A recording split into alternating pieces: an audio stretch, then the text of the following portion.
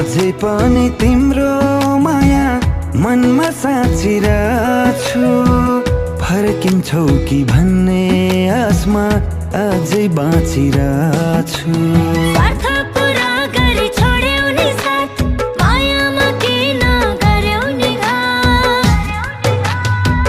ए निष्ठुरी मन, बिर्सनेलाई सम्झेर किन रुन्छस् भन्?